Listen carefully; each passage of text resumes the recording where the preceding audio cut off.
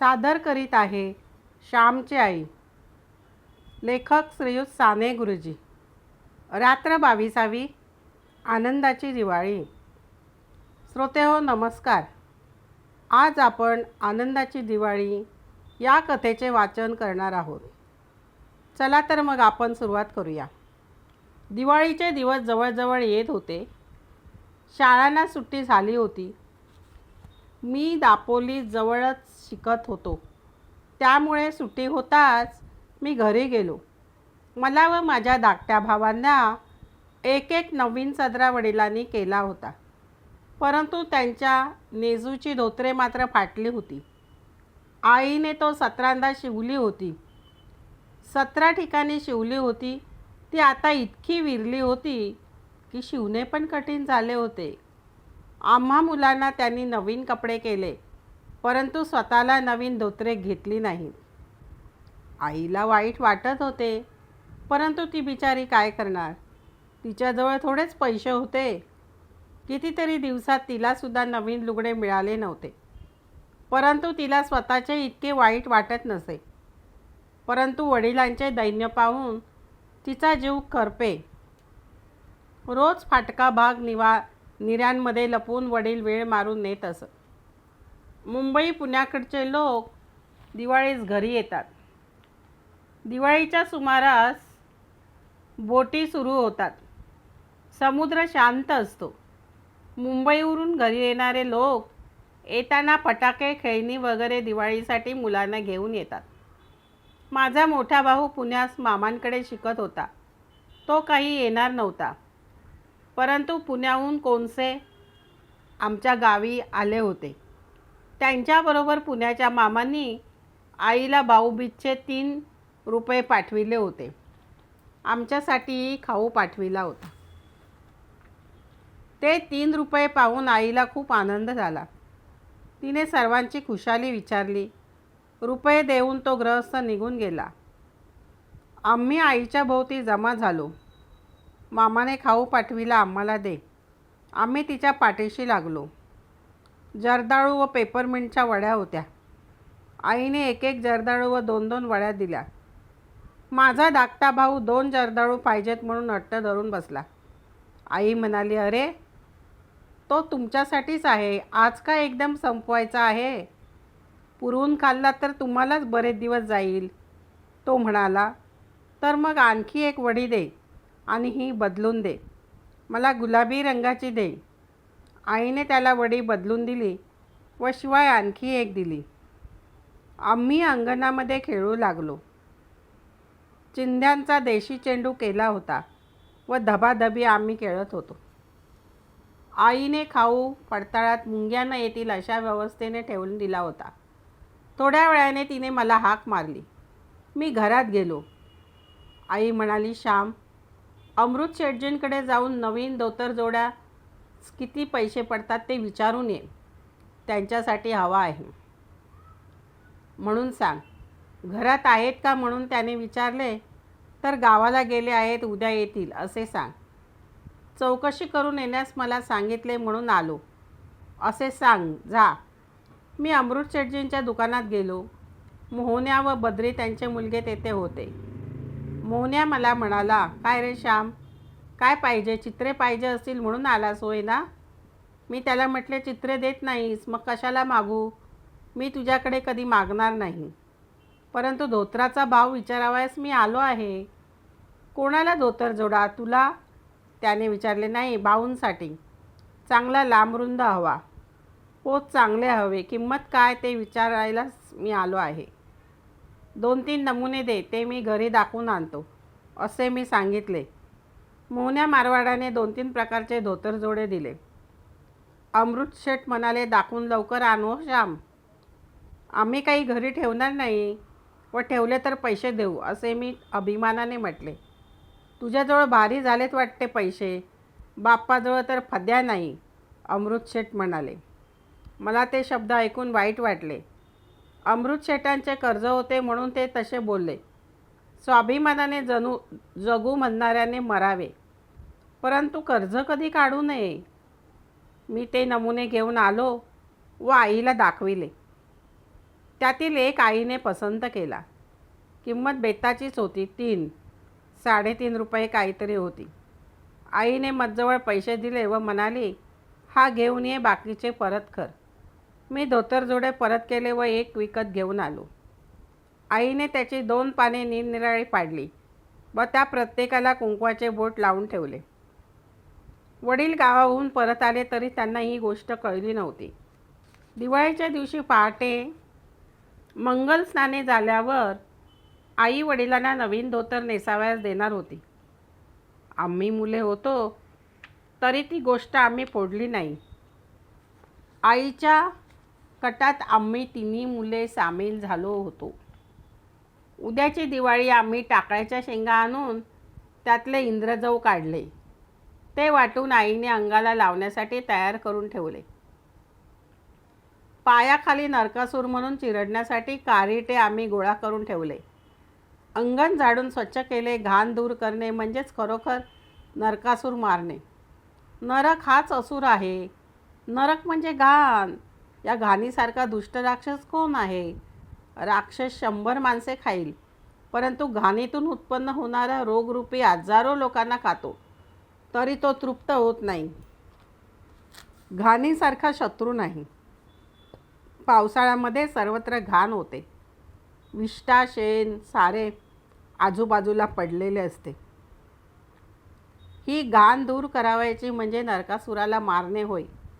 आणि मोठी गंमत आहे. सत्यभामाने नरकासुराला मारले. ती कृष्णाला म्हणाली, तुमच्याने हा मरणार नाही, याला मीच मारीन. घाण दूर करून स्वच्छता निर्माण करणे यात स्त्रियांचा हातखंडा आहे. पुरुष घरात घाण करतात, परंतु बायका स्वच्छता ठेवतात. बायकांच्या बाहेरपणात पुरुषांच्या हातात घर असते. ते धडकेर काढणार नाहीत, चूल सारवणार नाहीत, शेण नीट लावणार नाहीत, भांडी घासणार नाहीत, दिवे पण पुसणार नाहीत. 4 दिवसात घर म्हणजे उकिरडा अशी स्थिती करून टाकतात. परंतु स्त्रिया अंग धुताच पुन्हा सारे आरशासारखे स्वच्छ करतात.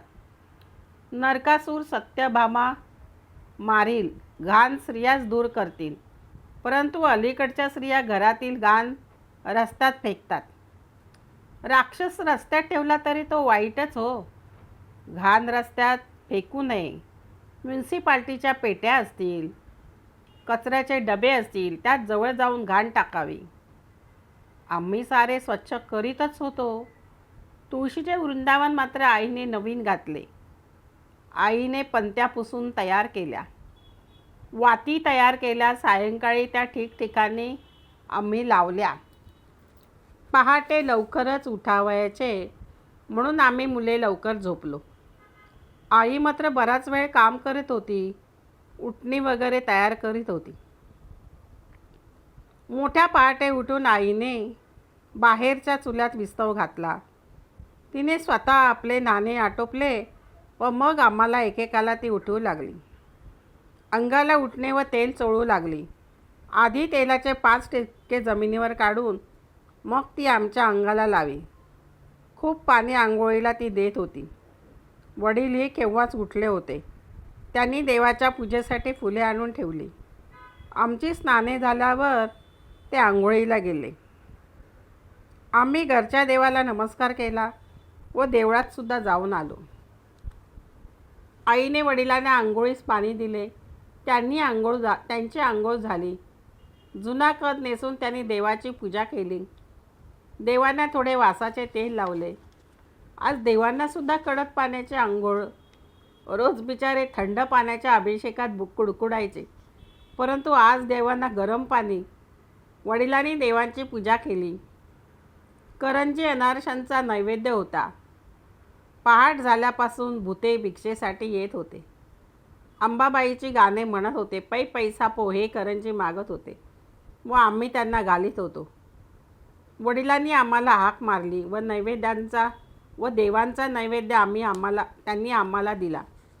रोजचे सूर्याचे नमस्कार घालून ते देवळात गेले. देवळातून थोड्या वेळाने ते परत आले. माझे धोतर ग कुठे आहे, आज दिसत नाही ते, त्यांनी आईला विचारले. त्याची 2 अंगपुसणी केली. किती फाटले होते ते. आई म्हणाली, अगं मग नेसू काय मी आज? आणखी महिनाभर ते गेले असते.